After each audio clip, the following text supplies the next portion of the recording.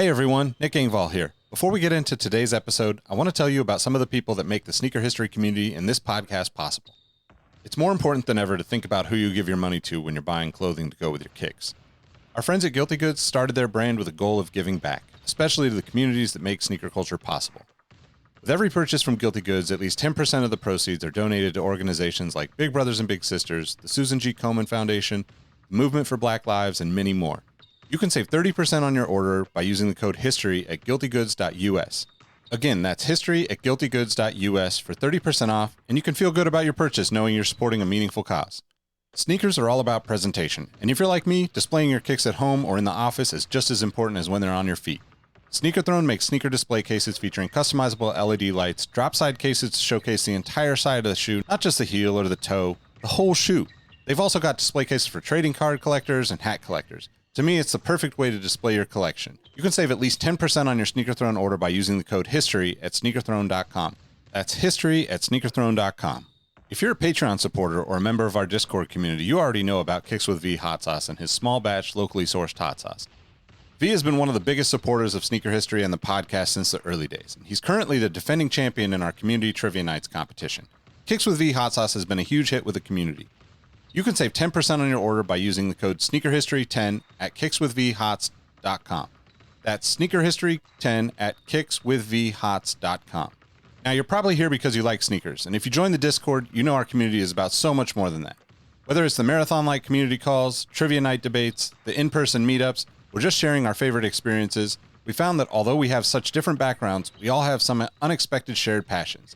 Not only does the entire community look out for each other when it comes to releases, we're like a support group for life in general. You can join the Discord community for free by heading to the show notes of this episode.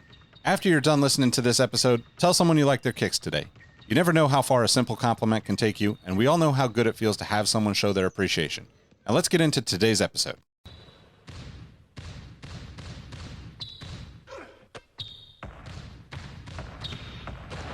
Jordan trying to shake off Starks. Oh, what a LeBron James with no regard for human life. Final seconds. Bryant for the win.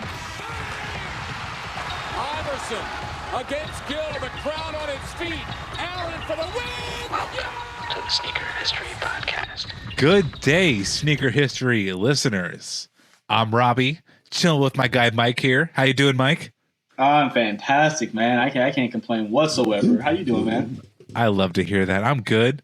I'm a little more level than you. Show the people what you're drinking. It's a funny story. I'm not a dad, so I find it really funny. Let's see it. So anybody who follows me on any kind of social media knows that my wife and I just welcomed our third child, and so we have a circus in our house right now. And so when my quiet time happens, which just happens to be podcasting, my body is a mixture of Dos Equis and a Red Bull slushy. So my body is thoroughly confused right now. The inspiration of Mike's drinking is global warming. You never know what's going to happen. That's part of the Aesop line I tried to hit you with. His inspiration for his outfits is global warming. Might have a pair of shorts with some rain boots on and an umbrella. Never know. You never know what you're going to get with the Sneaker History Podcast. So we're going to have a fun little episode here, a short little tidbit for you people. So excited for you to be here. We're actually going to start off with a nice, simple sneaker history staple of rockin' and coppin'. Do you want me to start? Do you want to start? What's going on? No, you go for it, man. I go after you. I'll start it off. So I feel like this is a well-known shoe within the Sneaker History Discord. I just got some drinks with a friend, and I wore the Midas Gold, a.k.a. the USC Nike Dunk. I absolutely adored this colorway. It's funny, as a fan of Los Angeles sports, the Lakers are always number one. But in all honesty, my favorite colorway of any Los Angeles sport is the USC Trojans. I really do love the gold and red. I think it looks so powerful, super clean. Always been a fan. A little bit easier to wear than purple and gold. But always love it. Can never get enough of those dunks. And then for the Coppin, I actually got lucky and got a pre-order invite for early Cop, a shoe I spent all afternoon trying to break in, because I'm like, if I'm going to cop these, might as well prepare them for actual battle and to be on my feet. So we actually have the Gucci Gazelle, Uncle Guccio. So the GG stands for Guccio Gucci. That's the gentleman who founded the brand. These motherfuckers are crazy. So I asked my Gucci salesman, so I bought enough from them to where I have a guy I can just text. That's a true story. I have a guy I just text. And I texted him today. I wanted to get a second pair for a Discord member, Julie. She's like, yo, I need to get a pair of those Gucci's, and they're all sold out online. So I texted my guy, and then we got Julie a pair, actually. Super lucky. And I asked, are these Adidas made by Gucci, or are these Gucci shoes made by Adidas? Because, you know, structurally, there's a difference there. And these are definitely Gucci shoes made by Adidas. What's wild is, so you have this this board here, right? The Strobel board with the trifoil and the double G on it. But you can't tell really, listeners and viewers, from this angle, but you can tell these are individually stitched. Like this Strobel is stitched on here. The craftsmanship of this shoe, I have two other pairs of GR Gazelles made by Adidas, and they are not made the same at all. Which, I mean, for $850, you'd fucking hope they're not built like $80 fucking Gazelles. I would really hope they're not, and they're not. The outsole's different too. You have the double G and the trifoil on the bottom. But just, I mean, with certain light, the print pops more, but in certain light, it doesn't. As you can see here, right? It gets brighter and then kind of disappears on some angles. So I was like, they're kind of busy, but not too busy. Just the right amount. So I can't recommend these for everybody, but this is my cop of like, so I sold my Mocha, to be honest, like, hey Robbie, why are you so fucking stupid spending $850 on a pair of Gucci Gazelles? I actually sold my worn pair of Eric Costin SB Air Jordan Lows and my Mocha Air Jordan 1s to pay for those. What's funny is those two shoes, I made more money off of those two shoes than the cost of that. So ultimately, I'm still up a little bit, but I'm not that crazy. I didn't just buy this shit like, oh, I'm gonna go fucking buy this shoe. I sold two pairs to make it make sense for my lifestyle. I'm not balling like that. But I mean, let's be real. I have mad pairs of Jordan 1s. Like I don't need a high top and a low top pair of Jordan 1s. I own 0 Gucci Adidas. So here we are. There. I mean, this one of those once in a lifetime possibly shoes. So you'd be able to hold it and tell a story later. Like, man, look at this Gucci. Look at this. But what's wild, I've had mad friends say like, oh, these are just going to go on sale, like the Prada Adidas. Like, I don't think these and the Prada Adidas are even the same in the same ballpark. Like those superstar Pradas are very boring. Like I don't know. To me, it's not it. I think those are going to do way better than the Prada stuff or the Stella McCartney stuff typically does for Adidas. Yeah. If they ever do a Gucci like EQT something, like I'd be all about that. I'm just not a big fan of the Gazelle so much. But if they did something, one of those like EQT line through, I mean, I'll be right there with you. Selling a couple things to cop a pair. I kind of do have to end on this note just from you saying like what you can and can't rock. Like the tongue here sits extremely low. I'm popping it up, and it is sharper than a fucking jail fucking prison shank. You can make prison gravy from The Sopranos. A single razor blade. You've seen The Sopranos? They're making prison gravy. You know what I'm talking about? Chopping garlic.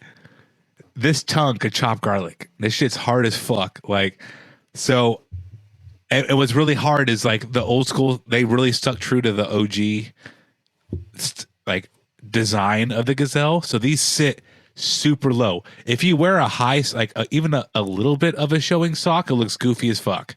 So you kind of have to wear a no-show. And if you wear a no-show, you gon' get cut up. Gon' get cut by this tongue. So I think these might sit until like fall time where I can wear a pair of pants and like a high pair of socks. Because I just wore those around the house, like stretching.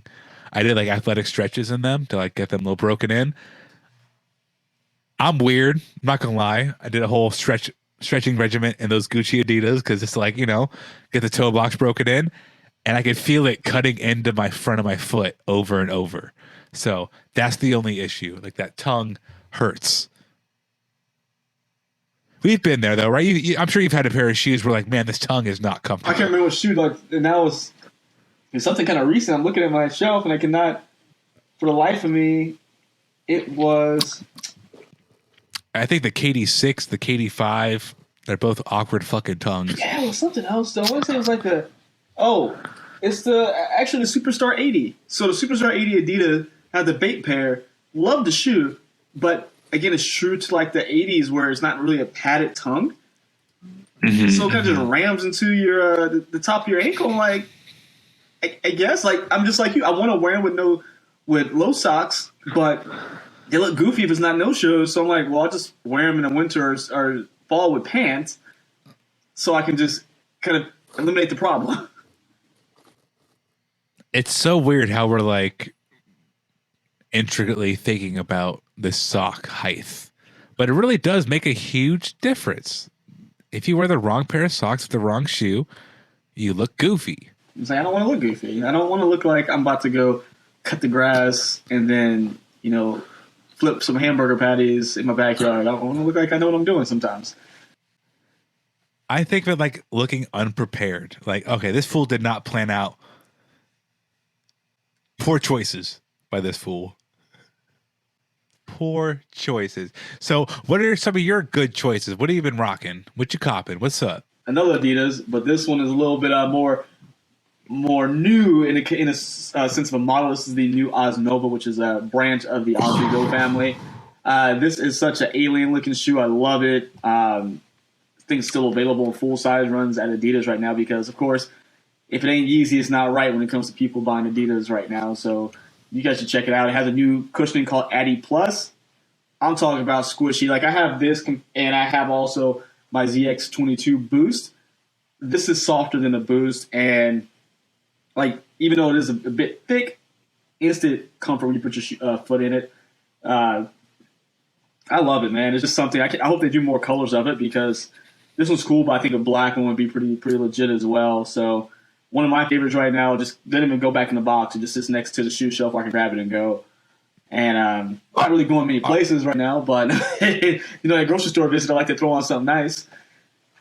But when it comes to copping right now, there's a couple things. Well, hold on. Before we move on, so those side windows on the midsole of those Adidas you have there, is that soft, like the silver area? Is that soft? Is it hard on the midsole on the side? On the midsole, my bad. So right here it is decently soft. It's not like rock hard. There's a little give to it, but this is the cushioning coming out of it. So it even has like the Addy Plus here, but this is the cushioning. All the little windows here are like the cushioning foam that they use. But this is it jelly? Dude, I don't know what it is. It's not. It feels rough. Remember when we were kids? They had what's it called? Squan. Like it was like that mold. It feels like kinetic sand almost. The roughness or whatever. Yeah.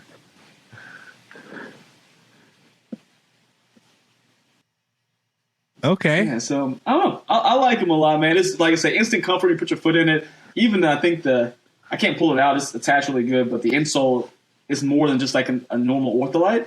It actually has some sponginess to it. So this bad boy is very comfortable, and I think it looks really good too. I mean, for those who like the chunkier kind of retro look shoe, this one has a little bit of futuristic and retro to it. I mean, I think it's very nice for what you're getting here. For those of you who like it thicker than a Snicker. I tell my cat that every time because, I mean, she's a girl, but she doesn't speak English or human. So I'm like, girl, you thicker than 2 Snickers. And she just kind of meows and life's good. Speaking of being thicker than 2 Snickers, there's a new Reebok release coming out with Mountain Research. It's a Club C mid. It's a nod to the 80s tennis dress code. Very, very cool looking shoe. I'm all the way in with it. It's available June 17th for $140. But it got me thinking, like, thicker shoes, thicker than a Snicker. Maybe some versions of this shoe isn't thicker. And what I'm getting to is that we have this Mountain Research Club C 2 mid. So I'm thinking, how many Club C's do we see in mid top form? Just full stop. Not very many. And then like, how many second versions of a shoe have there been that people don't even know exists? So I did not personally know the Club C2 exists. I thought it was just the Club C, and we had the Club C. But there's a Club C2 mid. Great shoe. Mountain Research doing a great collab the first time with Reebok. Again, available June 17th. Great look. But like, what other shoes have released in mid-top form that maybe you don't initially think of as like a mid-top version shoe? I know you have a pair in your hands or close to you, Mike. What's that shoe? Because it got me good. I'm like, oh yeah, that shoe did come Ultra in mid-top Boost. form. And this has done a couple different iterations of mid. Some worked, some didn't work. I think this one is probably one that works. This one is part of the RLEA lab that they have at Adidas now. Something they just don't really advertise much, but it is more of a higher end looking Ultra Boost that has a mid cut with a leather collar and like kind of a very Visvim like stitching, if you guys are familiar with that shoe brand. But yeah, this is definitely one that people would suspect. I mean, Ultra Boost has done it a couple times. It's very, I don't want to say you have to have a refined palate, but you have to have a taste for it, because if you don't like it, you won't like it. You know what I mean? But another one that I know of, Prestos. Remember Presto Utilities? And then also you had kind of played off the Presto acronym. That was a mid-top Presto that many people probably either forgotten about or just didn't know existed. Get out of my brain. So we did not discuss that before this, but I was like, all right, there's like the Presto mid acronym stuff. There's the Presto Flyknit mid, which didn't have anything to do with acronym, but just a Flyknit version of a mid top. And in the same vein, right? So Air Force Ones have been so popular for the past couple of years. And last month we had 2 mid top Air Force One, white gold gum bottom, and then the red, white, and blue. I think it's a 2001 or 2000 retro. Both jewel swoosh mid-top Air Force Ones. And I'm like, how many people, between you and I, Mike, or listeners, also leave a comment if you prefer one or the other.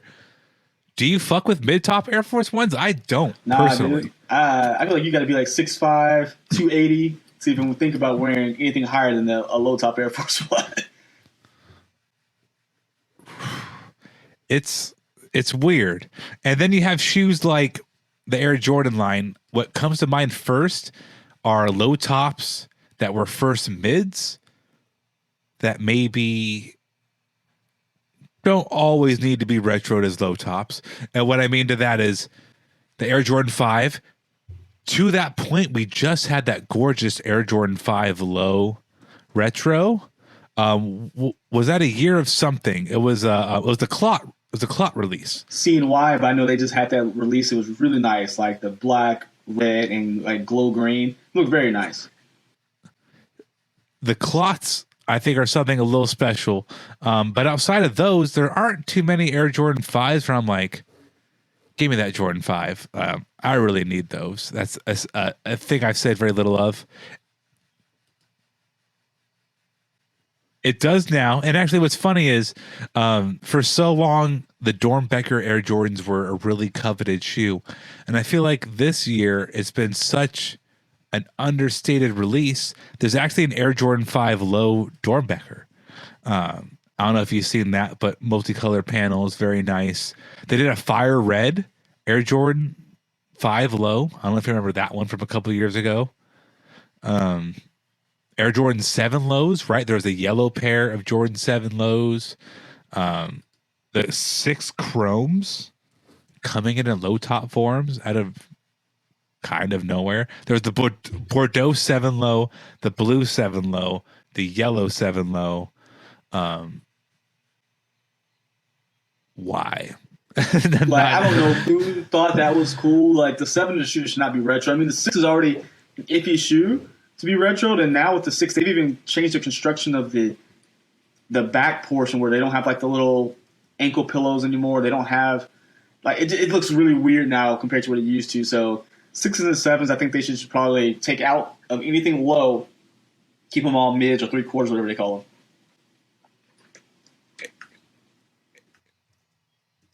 Actually, hear me out here.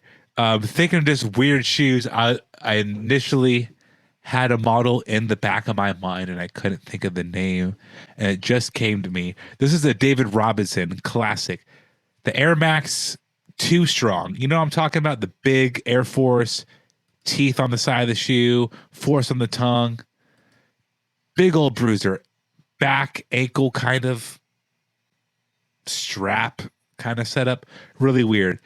That shoe came in a low top version, Air 2 Strong low. They got rid of all those crazy back strap, kept the same feel of the shoe, but just miniaturized it. And I think that's when, like, especially in a modern climate, you want a variant of a shoe you don't see all the time, like a Club C mid. I think the 2 Strong low is like one of those shoes. Like, the 2 Strong low exists? Huh? What's the outdoor tight, shoe? though. I think my brain's just blanked on me. We just got a retro not too long ago. It has the straps like the Jordan 8, the cross straps. What's the name of the shoe? I just can't think of the name of it. So, Air Raid. Air Raid. Tinker's doing a tennis version, which I am super excited for. That is a low version of the Air Raid, but it takes some tooling from an actual tennis sneaker. And you're going to have a low-top Air Raid, which is tennis sneakers. If people don't realize it, tennis shoes are built just like basketball shoes because they do the same movements. So this is actually an outdoor basketball shoe, just like the Air Raid was. But again, kind of streamlined for the look of tennis. So we're getting a low-top version of that when we talk about big monstrosities of shoes. There goes Mike again, bringing up tennis. I'm just kidding. That's a really good insight. Here's one. I brought up the Air Force 1 mid. One we don't think of too often, but does show up from time to time. The Air Force 2, which also comes in high and low top. The high tops I think of more, we're the same age, about like 2003, 2005. There's a lot of like Air Force 2s and like basic ass color blocking, like white, baby blue, white and yellow, white and red, etc.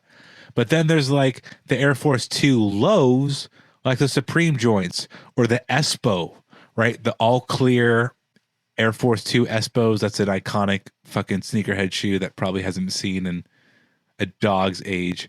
There's an EA pair of Air Force 2 lows. That's another iconic old school sneakerhead shoe. There's the Air Force 2 mid Dawn C with the straps and that nice old school Chicago baby blue and red colorway.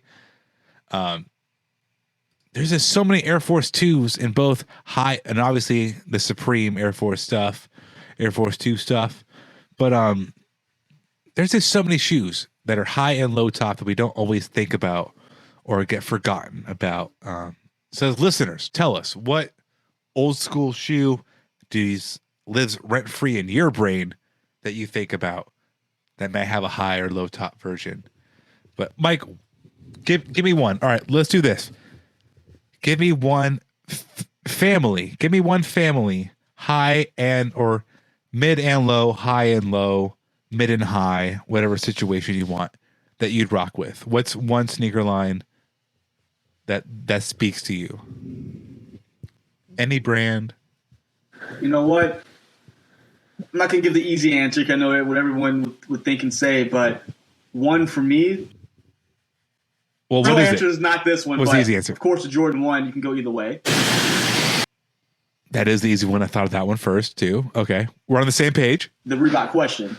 High and low or mid and low, I can do that one all day. High and low Reebok question. That is a very, very good call. I'm actually going to keep it Reebok too. The Hurricane, formerly known as the Kamikaze, the Hurricane, and low top version, I would arguably say looks better than the high top version. I will definitively say it is more comfortable and wearable than the high top version. But the high top worn by Sean Kemp is just so iconic. but the low top works just as well. That's one of the few shoes I think you can just cut the top off and the bottom still just translate. The Hurikaze is definitely one of those shoes for me. High, low. I mean, to validate your point, I also thought of the Jordan 1 instantly. I was like, oh yeah.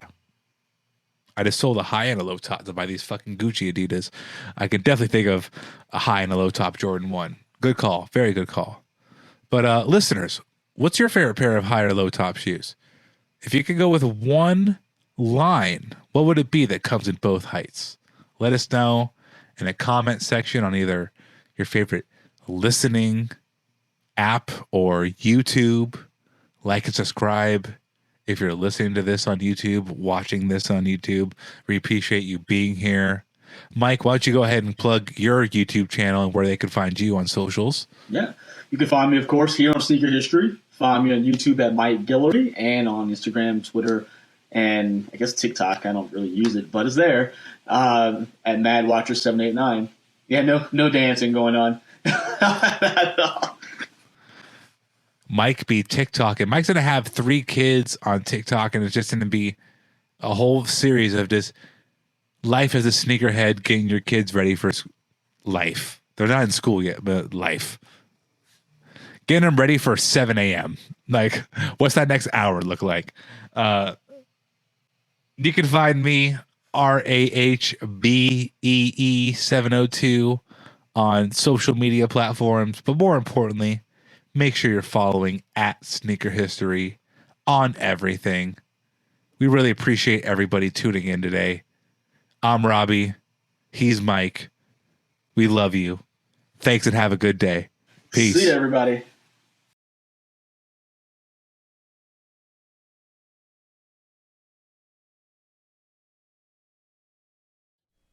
Hey everyone, this is Nick again. Before you take off, do us a solid and head over to Apple Podcasts to leave us a review. Give us a rating on Spotify and Amazon Music, and make sure you're subscribed to our YouTube channel because we have even more video content coming soon. Speaking of new content, we have an amazing community of sneaker enthusiasts that hang out in our Sneaker History Discord on a daily basis. While sneakers is a connection point that brought us all together, we've all discovered countless shared passions that we have in common with each other. We recently launched a couple of new podcasts directly from our community. One of them is a Formula One podcast. If you're an F1 fan like me, the Exhaust Notes podcast is your weekly fix of Formula One fun. It's hosted by myself, Rohit Malhotra, and Todd Yates. New episodes drop every Tuesday.